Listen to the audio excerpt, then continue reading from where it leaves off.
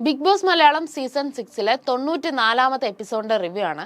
കഴിഞ്ഞ 93 ദിവസങ്ങളും ആ വീട്ടിൽ നടന്നുകൊണ്ടിരുന്ന കാര്യങ്ങളെ പറ്റിയിട്ടുള്ള അനാലിസിസ് ഒക്കെ തന്നെയാണ് ഈ ഒരു വീക്കുകളിലും ഈ റീസെന്റ് വന്ന എപ്പിസോഡുകളിലൊക്കെ സംസാരിച്ചുകൊണ്ടിരിക്കുന്നത്.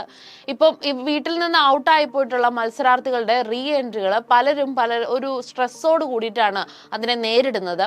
എന്നാൽ വേറെ ചിലർക്ക് ഫിനാലെ വീക്കിന്റെ ആ ഒരു സ്ട്രെസ്സിനെയൊക്കെ മാറ്റി വെക്കാൻ പറ്റുന്ന ഒരു സിറ്റുവേഷൻ ആണ്. പലരും ഇതിനു മുമ്പ് ആ വീട്ടിൽ നിന്നവരോട് സംസാരിക്കാനായിട്ട് മടിച്ച കാര്യങ്ങളൊക്കെ ഇപ്പോൾ പോയിരുന്ന് ഓപ്പൺ ആയിട്ട് സംസാരിക്കാനായിട്ട് പറ്റുന്നുണ്ട്. എങ്കിൽ മറ്റു പലർക്ക് പല രീതിയിലുള്ള ഇറിറ്റേഷൻസും അരാജകത്വങ്ങളൊക്കെ തോന്നുന്നുണ്ട്. എന്തായാലും എപ്പിസോഡിന്റെ തുടക്കത്തിൽ തന്നെ ജിൻഡോയെ പറ്റിയിട്ടുള്ള ഒരു ചർച്ചാ വിഷയം ആയിരുന്നു അവിടെ ഉണ്ടായിരുന്നത്.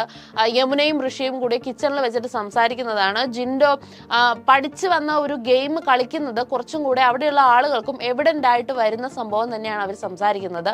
ഓരോ ആഴ്ചയും അനിവാര്യമായ രീതിയിലുള്ള മാറ്റങ്ങൾ വരുത്തിക്കൊണ്ടിട്ടാണ് ജിൻഡോ കളിക്കുന്നത് എന്നാണ് അവിടെ ഋഷി പറയുന്നത്. അപ്പൊ യമുന പറയുന്നുണ്ട്, ഇതാണോ റിയൽ ജിൻഡോ അതോ ജിൻഡോ ഫേക്ക് ആയിട്ടാണോ നിൽക്കുന്നതെന്ന് മനസ്സിലാവുന്നില്ല. പക്ഷെ എത്രയൊക്കെ കാണിച്ചാലും at the end of the day ജിൻഡോയോട് ഒരു ദേഷ്യം തോന്നുന്നില്ല എന്നതാണ് അവരുടെ ഒരു അഭിപ്രായങ്ങൾ വരുന്നത്. അപ്പൊ ആ രീതിയിൽ ജിൻഡോ പഠിച്ചു വന്ന ആ ഒരു ഗെയിമിനെ കറക്റ്റായിട്ട് ജിൻഡോയ്ക്ക് ആ ഓരോ ആഴ്ചകളിൽ ഏത് ഭാവമാണ് സ്വീകരിക്കേണ്ടതെന്ന് കറക്റ്റായിട്ട് ജിൻഡോ ചെയ്യുന്നുണ്ട്. അത് കൃത്യമായി പ്രേക്ഷകരിലേക്കും കൺവേ ചെയ്തു വരുന്നുണ്ട്, ആളുകൾക്കും മനസ്സിലായി വരുന്നുണ്ട്. കൃത്യമായി എപ്പിസോഡുകളും ലൈവുകളൊക്കെ കണ്ട് മനസ്സിലാക്കുന്നവർക്ക് ജിൻഡോയുടെ ആ ഒരു ഗെയിമിന്റെ സ്ട്രക്ചർ എന്താണെന്നുള്ളത് നോക്കിയിട്ടുണ്ടെങ്കിൽ മനസ്സിലാവും. ആദ്യത്തെ 2 ആഴ്ചകളിൽ ജിൻഡോയ്ക്ക് വേണ്ടിയിരുന്ന ഒരു തരം അറ്റൻഷൻ ആയിരുന്നു. ആ ഒരു അറ്റൻഷൻ ആ ഒരു മണ്ടൻ എന്നുള്ള രീതിയിൽ നിന്നുകൊണ്ടിട്ട് ജിൻഡോ നേടി. അതിനുശേഷം റോക്കിയും സിജോയൊക്കെ ആ വീട്ടിൽ നിന്ന് പുറത്തു പോയി ആ ഒരു ആധിപത്യം അവിടെ ഇല്ലാണ്ടായപ്പോൾ കിട്ടിയ ഗ്യാപ്പിൽ കയറിയിട്ട് ഗോൾ അടിച്ച് ജയിക്കാനായിട്ട് ജിൻഡോ ശ്രമിച്ചു. അത് ജിൻഡോ കുറച്ചും കൂടെ സക്സസ്ഫുൾ ആയിട്ട് നിന്നു. അതിനുശേഷം ജാസ്മിൻ അവിടെ ഒരു ഇതായിട്ട് നിൽക്കുന്നു എന്ന് മനസ്സിലായപ്പോൾ, അല്ലെങ്കിൽ ജാസ്മിനെ വെച്ച് കണ്ടന്റുകൾ ചെയ്യാമെന്ന് മനസ്സിലാക്കിയപ്പോൾ ആ ഒരു രീതിയിൽ നിന്നുകൊണ്ട് ജാസ്മിന്റെ ഭാഗത്ത് നിന്ന് കണ്ടന്റുകൾ ഊറ്റാനായിട്ട് ജിൻഡോ ശ്രമിച്ചു. സ്ക്രീൻ സ്പേസ് നേടിയെടുക്കാനായിട്ട് ജിൻഡോ ശ്രമിച്ചു. നല്ല രീതിയിൽ ഫെയർ ആയിട്ടും അൺഫെയർ ആയിട്ടും ഒക്കെ നിന്ന് ജിൻഡോ കളിച്ചിട്ടുണ്ട്. ഒരു പ്രത്യേകതരം സ്ട്രാറ്റജി അപ്ലൈ ചെയ്യുന്ന ഒരു ഗെയിമർ തന്നെയാണ് ജിൻഡോ. അപ്പൊ ആ ഒരു കാര്യങ്ങളെ പറ്റിയിട്ടൊക്കെയാണ് അവർ സംസാരിച്ചുകൊണ്ടിരിക്കുന്നത്. അതിനുശേഷം ജാസ്മിനോട് യമുനയും ജാൻമണിയും ഇരുന്നിട്ട് സംസാരിക്കുന്നുണ്ട്. അപ്പൊ യമുന ജാസ്മിനോട് പറയുന്നുണ്ട്, ജാസ്മിൻ നല്ല കുട്ടിയാണ്, പക്ഷെ അങ്ങനെയല്ല ചെയ്യേണ്ടത് എന്നുള്ള ഒരു സൊസൈറ്റിയുടെ സോ കോൾഡ് ആ ഒരു രീതി എന്താണെന്നുള്ളത് ജാസ്മിനിലേക്ക് യമുന കുത്തിവെക്കാനായിട്ട് ശ്രമിക്കുന്ന പോലെ എനിക്ക് പൊതുവെ ഫീൽ ചെയ്തിട്ടുണ്ടായിരുന്നു.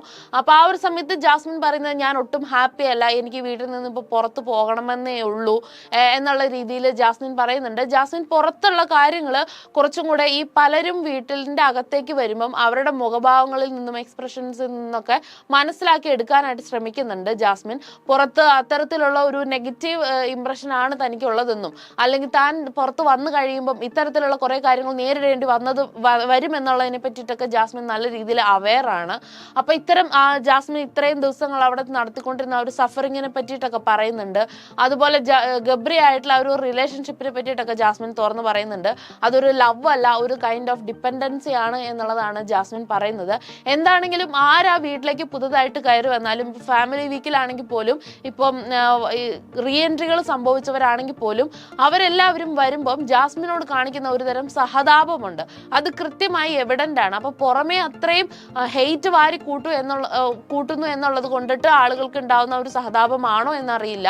ഇപ്പൊ കൂടെ ജാൻമണിയും യമുനയും ശ്രീരേഖയൊക്കെ വന്ന സമയത്താണെങ്കിൽ പോലും ജാസ്മിനോട് കാണിക്കുന്ന ആ ഒരു സിമ്പതി അത് കൃത്യമായി എവിഡന്റ് ആയിട്ട് മനസ്സിലാവുന്നുണ്ട്. അത്തരം കാര്യങ്ങളിൽ നിന്നൊക്കെ തന്നെ ആയിരിക്കണം ജാസ്മിനും പുറമേ നിന്നുള്ള കാര്യങ്ങൾ മനസ്സിലാക്കി എടുക്കുന്നതെന്ന് ഫീൽ ചെയ്യുന്നു.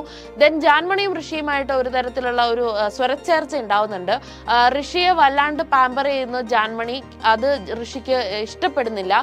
ഋഷി അൻസിബയ്ക്കും അപ്പുറം എന്നെ ആരും പാമ്പർ ചെയ്യുന്നതിനോട് എനിക്ക് താല്പര്യമില്ല എന്നുള്ള രീതിയിലാണ് ഋഷി നിൽക്കുന്നത്. അൻസിബ പോലും എനിക്കൊരു സ്പേസ് തന്നിട്ടുണ്ട് എന്നുള്ള രീതിയിലൊക്കെയാണ് ഋഷി അവിടെ പറയുന്നത്. അൻസിബയുമായിട്ട് എല്ലാവരെയും കമ്പയർ ചെയ്യാനായിട്ട് പലപ്പോഴും ഋഷി ശ്രമിക്കുന്നുണ്ട്.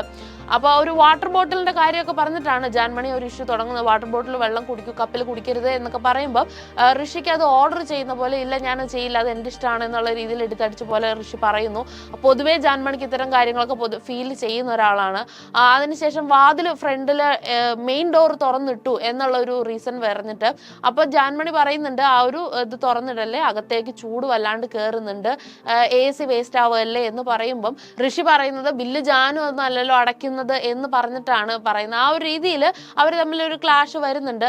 അപ്പൊ പുറത്ത് വന്നിട്ട് എന്നെ നീ വിളിച്ച് കരയരുത് എന്നുള്ളതാണ് ജാൻമണി പറയുന്നത്. ജാൻമണിയുടെ സ്ഥിരം ആ ഒരു കൈൻഡ് ഓഫ് ഒരു തരം പ്രാക്കിന്റെ മറ്റൊരു രീതിയായിട്ട് എനിക്ക് ഫീൽ ചെയ്തിരുന്നു. അത് പുറത്ത് വന്ന് എന്നെ വിളിച്ച് കരയരുത് എന്നാണ് ഋഷിനോട് ജാൻമണി കൊടുക്കുന്ന ഒരു വാണിങ്.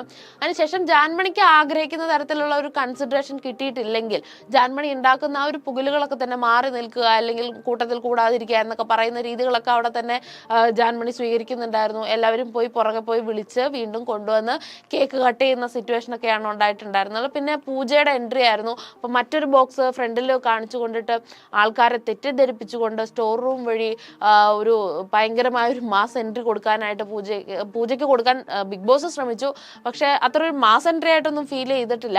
പൂജയുടെ ഉള്ളിലാണെങ്കിൽ പോലും പുറമെ പൂജയും സിബിനും കൂടിയിട്ട് ഉണ്ടാക്കി വെച്ചിരിക്കുന്ന ഒരു കോലാഹലത്തിൻ്റെതായ ഒരു പ്രഷറും കാര്യങ്ങളും പലരെയും ഫേസ് ചെയ്യുമ്പോൾ പൂജയ്ക്കുള്ളതായിട്ടും ഫീൽ ചെയ്തിട്ടുണ്ട്. എന്താണെങ്കിലും ആര് കപ്പടിക്കും എന്നുള്ള ചർച്ചകളാണ് അവിടെ കൂടുതലായിട്ട് നടന്നുകൊണ്ടിരിക്കുന്നത് in between Jasmin and Jinto. അവർ തമ്മിൽ സംസാരിച്ചുകൊണ്ടിരിക്കുന്ന ആ ഒരു കാര്യങ്ങളൊക്കെ തന്നെയാണ്. പിന്നെ കൂടെ കുറച്ച് കുമ്പസാരങ്ങളൊക്കെയാണ് ജിൻഡോ ജാസ്മിനോട് പറയുന്നത്.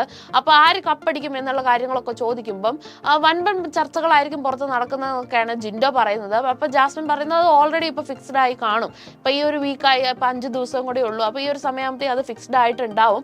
ആൾക്കാർക്ക് എന്തായാലും ഒരു ഐഡിയ കാണും, ആരെയാണ് ജയിപ്പിക്കേണ്ടത് എന്നുള്ള ഒരു ഐഡിയ കാണും എന്നൊക്കെ പറയുമ്പം ജിൻഡോ അതിനെപ്പറ്റി അനാലിസിസ് അവർ തമ്മിൽ സംസാരിക്കുമ്പം എന്നോട് ദേഷ്യമാണോ എന്നൊക്കെയാണ് ജിൻഡോ ചോദിക്കുന്നത്. അപ്പോൾ ആ ഒരു രീതിയിൽ എന്നോട് ദേഷ്യം വെച്ചുകൊണ്ടിരിക്കരുത്, ഞാൻ നിങ്ങൾ ഉദ്ദേശിക്കുന്ന തരത്തിലുള്ള ഒരു ക്യാരക്ടർ അല്ല, എന്നോട് ദേഷ്യം വെക്കരുത് എന്നുള്ള തരത്തിലൊരു മാപ്പ് പറച്ചിലും കുമ്പസാരവും ഒക്കെയാണ് ജിൻഡോ നടത്തുന്നത്. അപ്പോൾ ജാസ്മിൻ പറയുന്നുണ്ട് ഗബ്രിയുടെ പേര് പറഞ്ഞ് എന്നെ കുത്തിയത് മാത്രമേ എനിക്ക് വിഷമായിട്ടുള്ളൂ, അതർവൈസ് ചെയ്ത ഒരു കാര്യങ്ങളും ഞാൻ മനസ്സിലേക്ക് എടുത്തിട്ടില്ല എന്നാണ് ജാസ്മിൻ പറയുന്നത്. അപ്പൊ ജിൻഡോ അവിടെ പറയുന്നുണ്ട് ജാസ്മിൻ അതൊരു ഗെയിം ആയിരുന്നു, എന്റെ ഗെയിമിന്റെ ഭാഗമായിരുന്നു ഗബ്രിയെ എടുത്ത് പറയാ എന്നുള്ളത്, അത് നീ മനസ്സിൽ വെക്കേണ്ട, ക്ഷമിക്കണം എന്നൊക്കെയുള്ള രീതിയിൽ പറഞ്ഞ് ആ ഒരു ഗെയിമിന് വേണ്ടി കളിച്ചതാണെങ്കിൽ പിന്നീട് ആ ഒരു വിഷയം അവിടെ എടുത്തിട്ടിട്ട് കൊണ്ടിട്ട് നല്ല ഒരു ഇമേജ് കൊണ്ടുവരാനായിട്ട് ഇപ്പൊ പൊതുവെ കഴിഞ്ഞ 2 ആഴ്ചകളിലായിട്ട് ജിൻഡോ അവലംബിക്കുന്ന ഒരു രീതി എന്താണെന്ന് വെച്ചാൽ നടന്ന കുറെ കാര്യങ്ങളൊക്കെ ഓർത്ത് വെച്ച് ഓരോരുത്തരോടും പോയിട്ട് അത് അങ്ങനെ ചെയ്തായിരുന്നു ഇങ്ങനെ ചെയ്തായിരുന്നു എന്ന് പറഞ്ഞ് ആ ഒരു ഇതിന് കൊടുത്തിരുന്ന ഇമേജ് എന്താണെങ്കിലും അതിനെ ഒരു പോസിറ്റീവ് രീതിയിലേക്കായിട്ട് മാറ്റി ആളുകളിൽ വേറൊരു ഇമ്പാക്റ്റ് കൊണ്ടുവരാനായിട്ട് നല്ല രീതിയിൽ ജിൻഡോ ശ്രമിക്കുന്നുണ്ട്. മേ ബി ജിൻഡോ പഠിച്ചു വന്ന ഗെയിമിന്റെ അവസാന ചാപ്റ്റർ അതായിരുന്നിരിക്കാം. അപ്പൊ ദേഷ്യം വെച്ചുകൊണ്ടിരിക്കരുത്, നിങ്ങൾ ഉദ്ദേശിക്കുന്ന ആളല്ല എന്നൊക്കെ പറഞ്ഞുകൊണ്ടിട്ടുള്ള ആ ഒരു ഇംപ്രഷൻ വരുത്താനാണ് ജിൻഡോ ശ്രമിക്കുന്നത്. പിന്നെ ശ്രീരേഖയുടെ എൻട്രിയാണ് അവിടെ വന്നിട്ടുണ്ടായിരുന്നത്. ശ്രീരേഖ കുറച്ചൊരു ഫാൻസി ഡ്രസ് പോലെയുള്ള സംഭവങ്ങളൊക്കെ ഇട്ടിട്ട് മിക്കി മൗസ് പോലെ ആയിട്ടാണ് വന്നിട്ടുണ്ടായിരുന്നത്. ആരാണെന്നുള്ള കൺഫ്യൂഷനിൽ നിൽക്കുമ്പോൾ ശ്രീരേഖയാണെന്നുള്ള രീതിയിൽ അങ്ങനത്തെ ഒരു എൻട്രിയാണ് ശ്രീരേഖ കൊടുത്തിട്ടുണ്ടായിരുന്നത്. പിന്നെ ഫാൻസി ഡ്രസ് കോമ്പറ്റീഷൻ നടന്നിട്ടുണ്ടായിരുന്നു. ഫൈനലിസ്റ്റുകൾ മാത്രം വെച്ചിട്ടുള്ള ഒരു ഫാൻസി ഡ്രസ് കോമ്പറ്റീഷൻ ആയിരുന്നു. ഋഷി ആൽബർട്ട് ഐൻസ്റ്റൈൻ ആയിട്ടാണ് അവിടെ നിന്നിട്ടുണ്ടായിരുന്നത്. നല്ല മേക്കപ്പ് ഒക്കെ തന്നെയായിരുന്നു, നല്ല രസമായിട്ട് ചെയ്തിട്ടുണ്ടായിരുന്നു. അർജുൻ ജോക്കറായിട്ടാണ് നിന്നത്. മേക്കപ്പ് ഒക്കെ അടിപൊളിയായിരുന്നു. പക്ഷെ അർജുൻ ജോക്കറായിട്ട് വന്ന് ശരിക്കും മൂവിയിലെ ജോക്കറായിട്ട് വന്നിട്ട് ശരിക്കും ജോക്കറായി മാറുന്ന ഒരു സിറ്റുവേഷൻ ആയിരുന്നു അർജുൻ അവിടെ ക്രിയേറ്റ് ചെയ്തത്. വൈ സോ സീരിയസ് എന്നൊക്കെ ചോദിച്ചിട്ട് അർജുൻ പോകുമ്പോൾ എല്ലാവർക്കും അതൊരു ഫൺ മൂഡിലേക്ക് എത്തുകയായിരുന്നു. ദെൻ അഭിഷേക് വോൾവോറിനായിട്ടാണ് വന്നത്. പക്ഷെ എന്തൊക്കെയോ കാണിച്ചു കൂട്ടുന്ന ഒരു വോൾവോറിനായിരുന്നു അഭിഷേക്. ജാസ്മിൻ രവിവർമ്മ പെയിന്റിങ്ങിൽ ഒരു മോഡലായിട്ടുണ്ടായിരുന്നു. നല്ല രസമായിട്ട് ഡ്രസ്സിങ്ങുകളും മേക്കപ്പ് ഒക്കെ നല്ല രസമായിട്ട് ചെയ്തിട്ടുണ്ടായിരുന്നു. പിന്നെ ശ്രീതു ഹാർലി ക്വീൻ ആയിട്ടാണ് വന്നിട്ടുണ്ടായിരുന്നത്. ഹാർലി ക്വീൻ്റെതായിട്ടുള്ള ഒരു ആറ്റിറ്റ്യൂഡും കാര്യങ്ങളൊക്കെ പിടിക്കാനായിട്ട് ശ്രീതു നല്ല രീതിയിൽ ശ്രമിച്ചിട്ടുണ്ടായിരുന്നു, നന്നായിട്ടുണ്ടായിരുന്നു. ആ ഒരു മൊത്തത്തിലുള്ള ഔട്ട്ഫിറ്റും ശ്രീതുവിന്റെ എക്സ്പ്രഷൻസും ഒക്കെ നല്ല രീതിയിൽ അതിലേക്ക് അറ്റാച്ച്ഡ് ആയിട്ട് പോകുന്നുണ്ടായിരുന്നു. ദെൻ ജിൻഡോ വന്നതായിരുന്നു. ഒരു ന്യൂ രാജസ്ഥാൻ മാർബിൾസിലൊക്കെ നമ്മൾ ചെറുപ്പത്തിൽ കണ്ടു മറന്ന ആ ഒരു ആളുണ്ടല്ലോ, ആ ഒരു സുമോ ഗുസ്തി മാൻ, ആ ഒരു രീതിയിൽ ഡ്രസ്സിങ് ഒക്കെ ചെയ്ത് ആ ഒരു രീതിയാണ് ജിൻഡോ ശ്രമിച്ചതെന്ന് തോന്നുന്നു.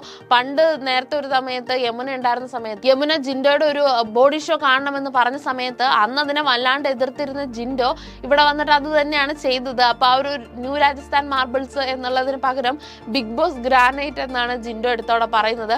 ജനകോടികളുടെ വിശ്വസ്ത പ്രോഗ്രാം എന്നൊക്കെ പറഞ്ഞിട്ടുള്ള ഒരു ക്യാപ്ഷനോടൊക്കെ കൂടിയിട്ട് ആ ഒരു രീതിയിൽ അവിടെ ജിൻഡോ ചെയ്യുന്നുണ്ടായിരുന്നു.